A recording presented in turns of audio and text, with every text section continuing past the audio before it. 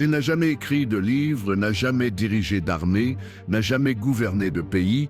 Pourtant, chaque religion a sa propre vision de lui. Les musulmans l'appellent le Messie, les hindous le considèrent comme un avatar, les bouddhistes le voient comme un être éclairé, les adeptes du Nouveau Monde le qualifient de cosmique et même les athées le mentionnent. Pourquoi? Parce qu'on peut ignorer la religion, mais on ne peut ignorer Jésus. La question n'est donc pas de savoir s'il a existé, mais de savoir qui il était réellement. Et pourquoi toutes les traditions du monde le revendiquent-elles, alors qu'une seule raconte son histoire complète? Les musulmans respectent Jésus, mais d'une manière particulière. Dans le Coran, il est appelé Al-Masih, le Messie. Il est également connu sous les noms de Ruhollah, Esprit de Dieu, et Kalimatullah, Parole de Dieu. Selon le Coran, il est né d'une vierge, a accompli des miracles et est monté au ciel vivant. Dans le Coran 3, verset 49, Jésus crée un oiseau d'argile, lui insuffle la vie et il apparaît. Un acte de création que, selon la tradition musulmane, seul Dieu peut accomplir. J'ai créé pour vous d'argile la forme d'un oiseau, puis j'ai soufflé dedans, et il est devenu un véritable oiseau par la permission de Dieu. Il guérit les nombrilistes, guérit les lépides, ressuscite les morts, toujours avec la permission de Dieu. Mais c'est là que réside la contradiction. Malgré ses titres et pouvoirs divins, l'islam prétend qu'il est le Fils de Dieu. Le Coran 4, verset 10 à 101, déclare « Ne dites pas trois, il n'y a qu'un seul Dieu. Bien que certains prétendent qu'il est un fils, même la crucifixion est niée, ils ne l'ont ni tué ni crucifié. Mais il a été fait ainsi. C'est pourquoi le Coran attribue à Jésus le titre de Messie. L'appelle l'Esprit de Dieu et lui confère le pouvoir de donner la vie, mais rejette la croix, symbole du sacrifice et du salut. Ce Jésus accomplit des miracles, mais il est dépourvu de la mission rédemptrice attribuée dans d'autres traditions. S'il n'était pas divin, pourquoi lui a-t-on accordé un pouvoir divin? Et s'il a réalisé tant de prodiges, pourquoi n'est-il pas considéré comme plus central dans l'islam? L'hindouisme ne présente pas une vision unifiée de Jésus, mais ne le diminue pas non plus. Certains le voient comme un Esdiu, un homme saint qui a atteint une profonde compréhension spirituelle. D'autres le désignent comme un Sadgur, un maître divin. Certains courants hindous suggèrent madame qu'il était un avatar, une manifestation physique de Dieu, l'instar de Krishna ou Rama. Dans la tradition bhakti, il est considéré comme un émanateur d'amour divin venu restaurer le dharma, l'ordre cosmique. Swami Vivekananda a loué son sacrifice et sa pureté, tandis que Matsyenanda a affirmé que Jésus était en harmonie avec les vérités éternelles connues des sages hindous. En résumé, dans la tradition bhakti hindoue, Jésus est reconnu comme une figure spirituellement significative, dont l'amour et la sagesse contribuent à la restauration de l'ordre cosmique. Mais son RL ne se concentre pas sur la crucifixion ni sur la rédemption partitionnelle. Dans ces diverses traditions religieuses, la résurrection de Jésus n'occupe pas une place centrale. En revanche, il est intégré comme une figure plus divine au sein d'un large panthéon. Loin d'être considéré comme le Fils unique de Dieu, selon la Bible, Jésus est admiré et exalté, mais pas pour les raisons que le christianisme met en avant, tels que son sacrifice, résurrection ou son RL en tant que seul chemin vers le prêt. Dans ce contexte, il devient un être plus divin, mais pas celui qui porte les péchés du monde, comme il est présenté dans le christianisme, le bouddhisme, quand lui a peu dire sur Jésus, bien que ceux qu'il mentionne soient généralement positifs. On le compare souvent à un bodhisattva, un être compatissant qui agit de manière désintéressée pour le bien-être des autres. Certains l'assimilent madame au Bouddha, un maître moral qui enseignait à travers des paraboles et confrontait l'hypocrisie. Lacan a souligné une occasion que les chrétiens pourraient enrichir leur foi en apprenant du Bouddha Cependant, la différence fondamentale réside dans le fait que, dans le bouddhisme, Jésus n'est pas considéré comme Dieu, ni comme un sauveur. Il n'existe pas le concept de péché nécessitant pardon, ni la croix, ni la résurrection, ni la grâce divine.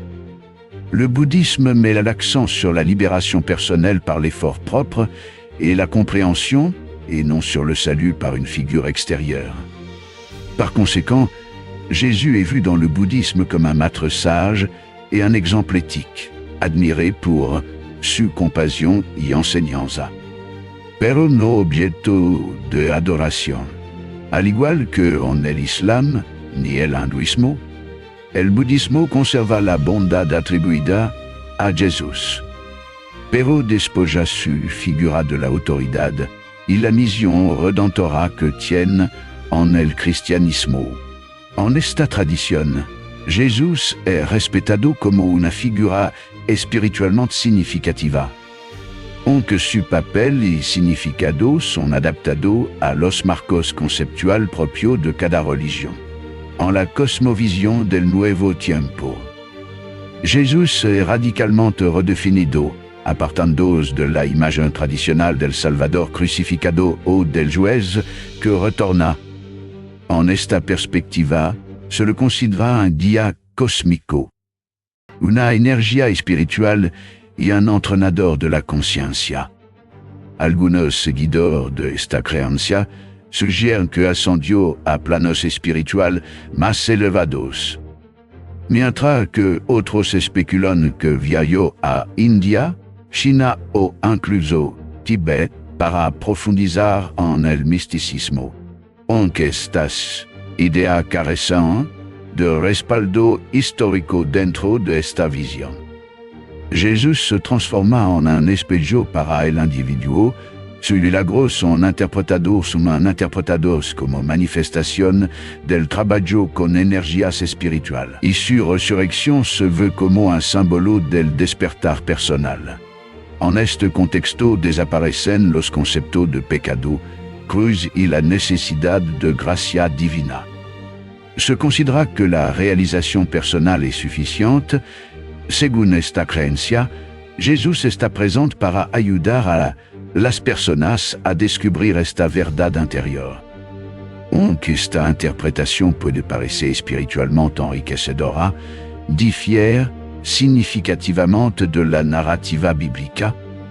En esta versión, Jesús pierde su papel como el rey de los reyes y se reconfigura como un entrenador de vida despojado de su misión salvadora y de la verdad trascendental que el cristianismo le atribuye.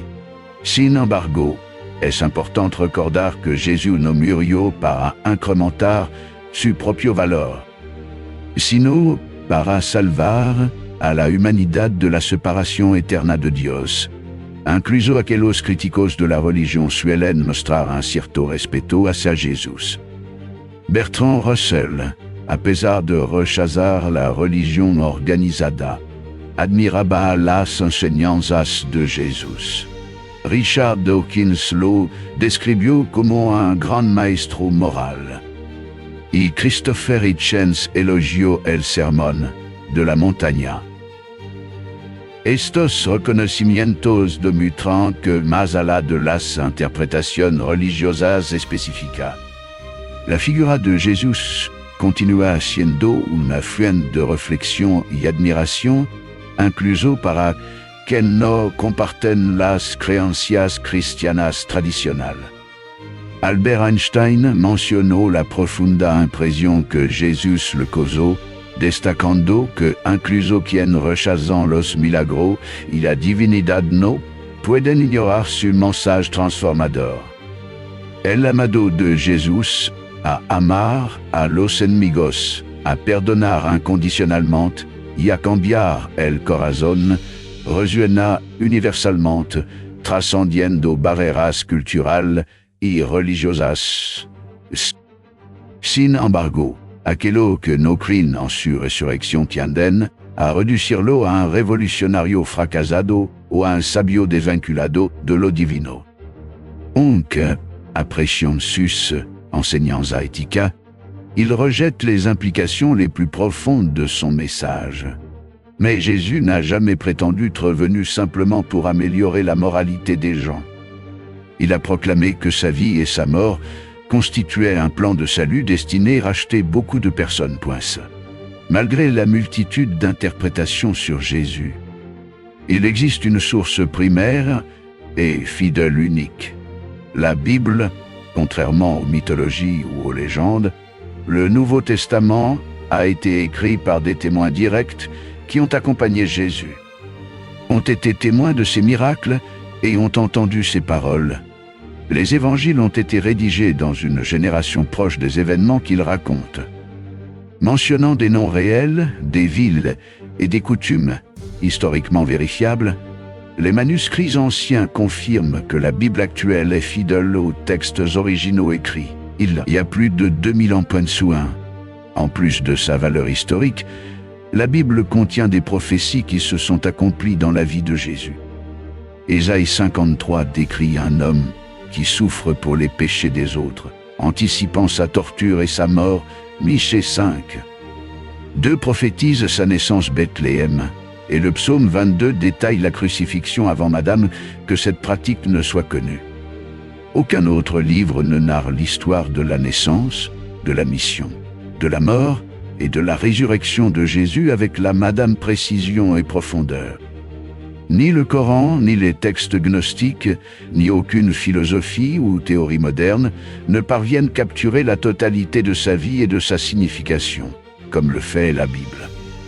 Cette singularité dans la narration et l'accomplissement des prophéties historiques, cela renforce la validité et importance centrale de la Bible dans la compréhension de Jésus et de son message rédempteur. La Bible contient de nombreuses prophéties qui se sont accomplies dans la vie de Jésus, confirmant son RLL en tant que Messie. Parmi les plus remarquables, on trouve la naissance virginale, Jean 3. 15 parle de la semence de la femme, qui est interprétée comme la naissance de Jésus d'une vierge. Matthieu 1. 18-25 raconte comment Jésus est né de Marie, qui est restée vierge jusqu'à sa naissance. La naissance, Bethléem, Michée 5. Eux prophétisent que le Messie naîtrait Bethléem, une petite ville. Dans Judas 5, Luc 2. 4-7 confirme que Jésus est né Bethléem, le sacrifice en tant qu'agneau pascal. Ésaïe 53. 7 décrit le Messie en né comme un agneau l'abattoir. Jésus a été crucifié pendant la pêche, symbolisant l'agneau pascal sacrifié pour les péchés des autres.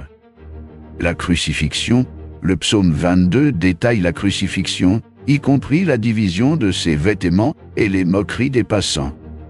Ces événements se sont accomplis lors de la crucifixion de Jésus décrite dans les évangiles. La résurrection, Ésaïe 53. Et Osée 6. 2 prophétisent la résurrection du Messie après sa mort. Les évangiles relatent la résurrection de Jésus le 3e jour après sa crucifixion. L'entrée triomphale Jérusalem, Zacharie 9. 9 prédit que le Messie entrerait Jérusalem monté sur un N. 21. 11 décrit l'entrée triomphale de Jésus Jérusalem sur un N, la trahison par un ami. Le psaume 41, 9 parle d'un ami cercano que Tracionaria Almésias, Judas Iscariote. Un de les disciples de Jésus l'a trahi pour 30 pièces d'argent, distribution de ses vêtements. Le psaume 22, verset 18, mentionne que les soldats partageraient les vêtements du Messie entre eux pendant la crucifixion de Jésus. Les soldats romains ont tiré au sort ses habits. Rejeté par son propre peuple, Ésaïe 53 prophétise que le Messie serait méprisé et rejeté par les hommes. Jésus a été rejeté par de nombreux dirigeants religieux et par son propre peuple durant son ministre. Ces prophéties, ainsi que bien d'autres, se sont accomplies en détail dans la vie, la mort et la résurrection de Jésus, fournissant une preuve solide de son identité en tant que Messie annoncé dans l'Ancien Testament. On estime que Jésus a accompli au moins 300 prophéties durant son ministre terrestre. Seule la Bible présente un Jésus qui non seulement a accompli les anciennes prophéties, mais qui a aussi vaincu la mort et offre la rédemption à l'humanité. Dans diverses traditions religieuses, Jésus est reconnu et loué. mais invariablement réduit à un simple sage, un maître moral ou un personnage prophétique. Cependant, seule la Bible révèle ce que Jésus a réellement affirmé son sujet. Qu'il existait avant le temps, qu'il mourrait pour les péchés du monde, qu'il ressusciterait et reviendrait en tant que juge. Ces déclarations ne sont pas de simples métaphores. Ce sont des affirmations historiques qui exigent une réponse. Le tombeau de Jésus reste vide, un fait qui a, défiant les sceptiques travers les siècles, son mouvement n'a pas transformé le monde par la force, mais par le sacrifice suprême. Des millions de personnes ont confié leur éternité en son nom, non pas à cause de ce que d'autres disent de lui, mais pour ce qu'il représente et ce qu'il affirme à propos de chaque individu. Alors que d'autres interprétations peuvent sembler plus serres ou accommodantes, seul le véritable Jésus offre le salut. Il n'est pas simplement admiré, adoré ou cité, il est suivi. Jésus n'est pas une vérité parmi tant d'autres, il est la vérité. Si toutes les perspectives du monde continuent de parler de lui, peut-être est-il temps que tu l'écoutes par toi, madame. Partage ce message, laisse un commentaire, ouvre les évangiles et explore par toi, madame, car une fois que tu trouves le véritable Jésus, ta vie ne sera plus jamais la madame. Son impact transcende l'admiration ou l'adoration, c'est une transformation profonde qui change le cœur et le destin de ceux qui le suivent. Musique.